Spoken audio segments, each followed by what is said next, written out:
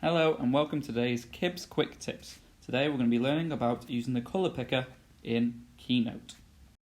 The colour picker is a great little tool for copying colours that you want to use.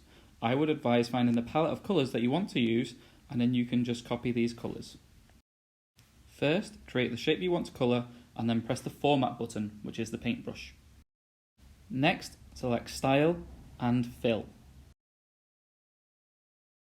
Then swipe once to get to colour, and then swipe once more to get to the colour wheel.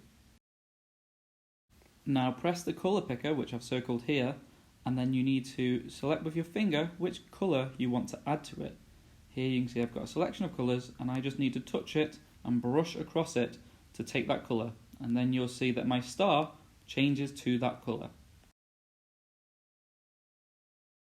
Here on this screen you can see all my custom colours. You can have up to 5 on this screen.